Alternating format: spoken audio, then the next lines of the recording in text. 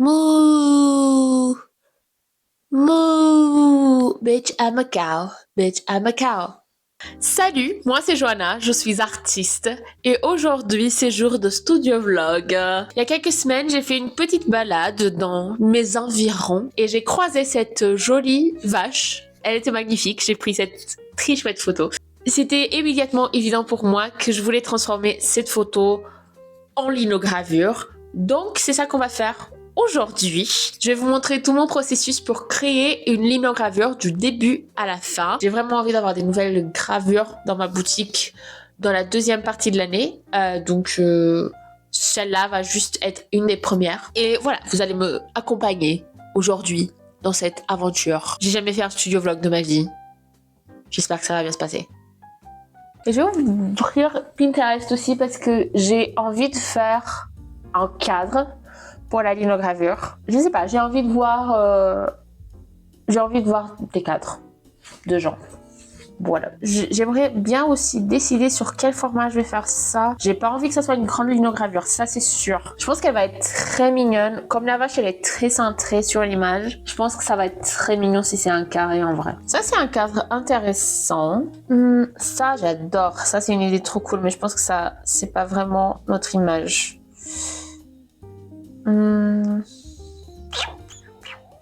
Ça j'adore. J'aime beaucoup cette idée d'avoir comme que des différents contrastes dans le cadre. Je trouve que ça c'est très cute. Ça aussi c'est pas mal. Où t'as juste...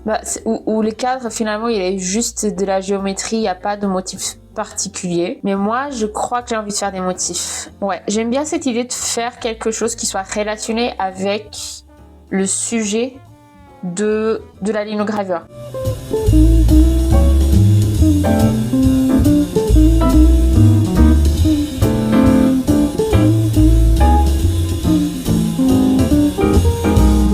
Ok, j'ai décidé de partir sur cette base-ci. L'idée sera d'avoir des petits soleils dans les coins et des foins, des brins de foin tout autour. Maintenant, je vais essayer de faire le dessin dans sa taille finale et je vais voir les couleurs exactes du cadre en fonction de l'équilibre de noir et blanc à l'intérieur, c'est-à-dire dans le dessin de la vache. Maintenant, il faut juste décider la taille de ce truc.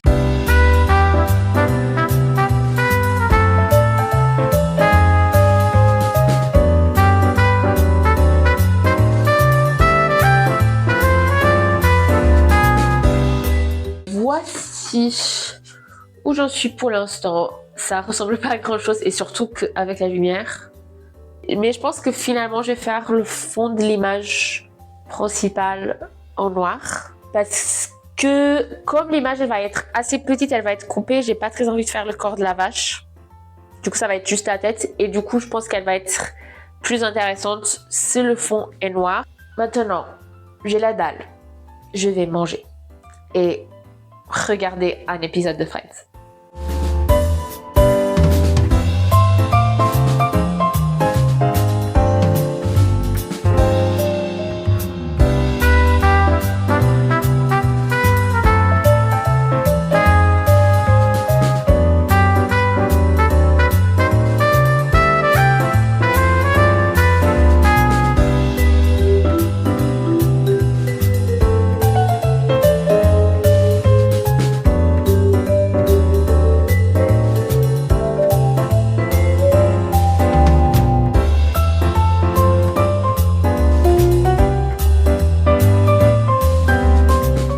Alors, notre croquis est prêt. Je suis assez satisfaite du résultat. Pour l'instant, je vais le laisser comme ça parce que je sais qu'une fois que je vais le transférer sur la plaque, je vais pouvoir faire des petites retouches finales.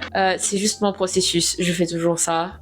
Il n'est jamais finalisé sur le papier. Il est finalisé une fois sur la plaque. Par contre, je viens de m'apercevoir que la plaque que j'ai, elle est pas assez grande. C'est vraiment ridicule parce que c'est un souci de 3 mm, je pense. Ça, c'est pas 15 cm. Donc, il va falloir que je sorte acheter une plaque de lino. Est-ce que j'ai envie de le faire? Absolument pas. Absolument pas. Il fait gris aujourd'hui. J'ai mal au dos. J'ai froid. Et j'ai pas envie de sortir de mon pantalon de pyjama. Mais il va falloir que je le fasse parce que demain, c'est férié. Johanna découvrira que le jour férié n'était pas le lendemain, une fois qu'elle sera face à une papeterie fermée. Et après, c'est le week-end. Du coup, c'est un peu le seul jour que je vais avoir pour acheter la plaque. The next day. Bonjour. On a finalement notre plaque de lino. On va pouvoir travailler.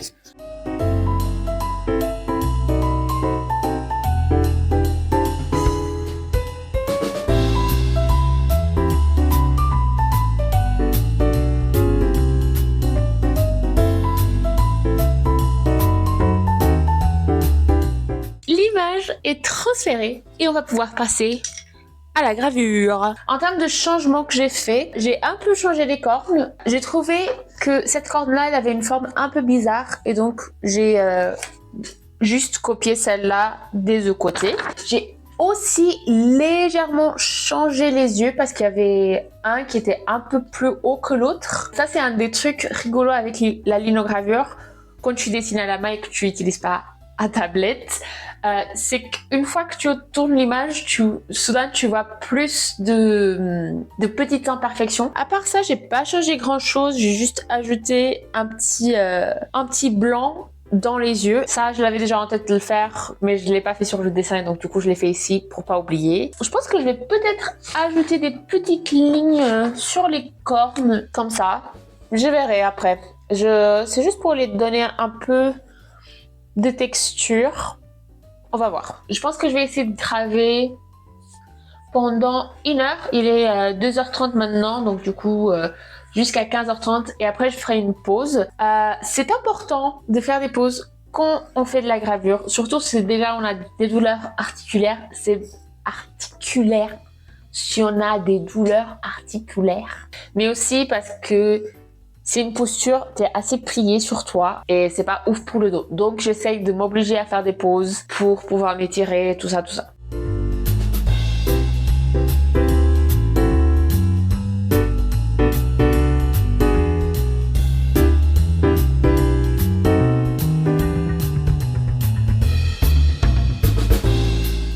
Ok, il est maintenant 15h34, donc 1 heure est passée.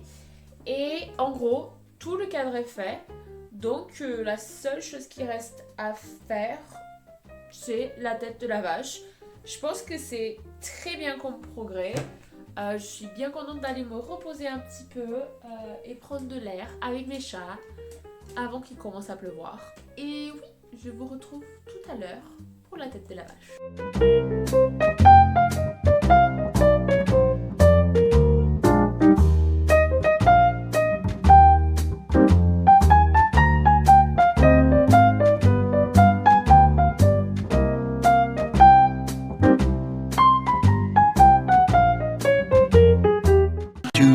Later. Bonjour, c'est lundi et ce week-end j'ai fini de graver ce qui restait de notre petite vache. Maintenant, il faut qu'on soit sûr que la gravure est finalisée et pour ça, on va faire une impression test. Souvent, il y a plein de choses que je rate et qu'au bout d'un moment, parce que j'ai passé tellement longtemps à regarder ma gravure, je les remarque plus. Donc pour moi, c'est important de le faire. Surtout si vous êtes en train d'utiliser du très bon papier qui coûte un peu d'argent, vous voulez être sûr que vous n'allez pas en gaspiller. Après, on va imprimer sur du papier et aussi sur un t-shirt. Jusqu'ici, pour imprimer sur du textile, j'ai utilisé l'encre Speedball pour l'inogravure. Je trouve qu'en termes de résultats, ça va, mais c'est pas vraiment une encre avec laquelle j'aime travailler juste parce qu'elle sèche très très vite et en fait j'ai l'impression que je gaspille toujours énormément d'encre. Du coup aujourd'hui on va essayer d'imprimer sur le textile avec l'encre d'impression Charbonnel. Ça c'est une encre à huile, ça devrait marcher bien sur le textile aussi, donc on va essayer. De toute façon ce t-shirt c'est un t-shirt d'occasion, c'est pas un truc nouveau que j'ai acheté exprès, donc c'est un peu parfait pour faire des tests. Voilà. commençons ça.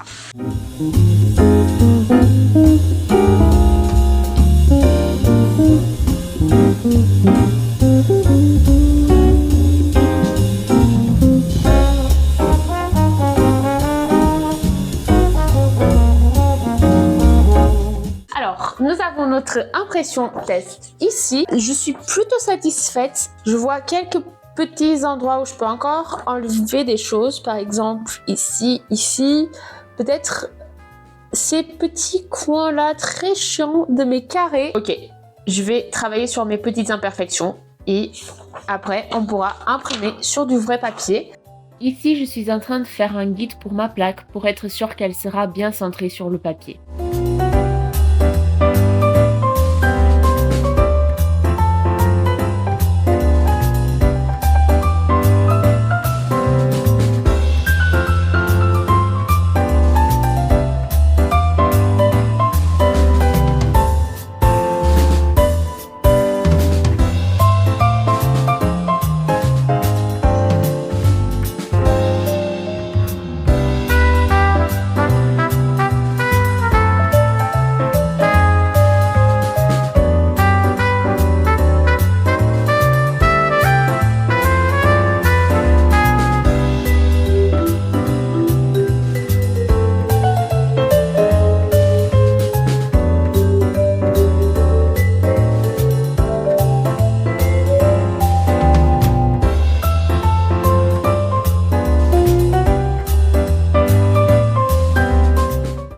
Nous avons fait nos impressions. Je suis assez contente des deux. Celle-là, heureusement que c'était un test. Ce papier est un échantillon que j'ai reçu avec une commande. Du coup, j'étais assez curieuse de le tester sur quelque chose, en sachant que ça serait toujours un test et que je garderai ce papier pour moi. Et heureusement que c'est comme ça, parce que je ne sais pas si c'est très visible en caméra, mais l'espace blanc ici est légèrement plus grand que en bas. Du coup, évidemment, je pourrais pas vendre ça, ou en tout cas, je devrais le vendre avec une promo dessus.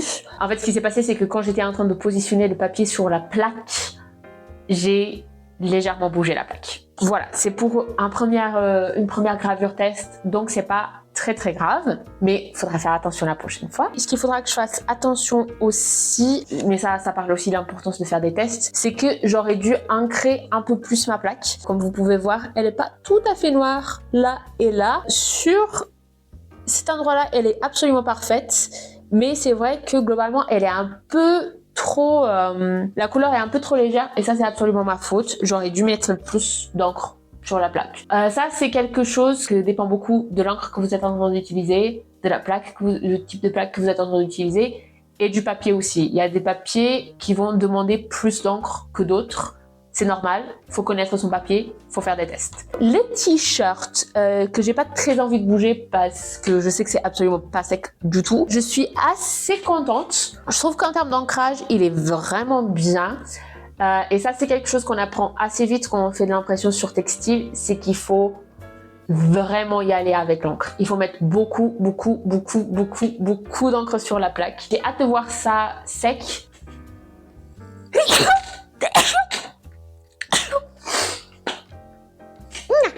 Merci beaucoup de m'avoir accompagné dans cette vidéo. Si tu aimes les vidéos comme ça, n'hésite pas à t'abonner à ma chaîne et je te dis à la prochaine vidéo.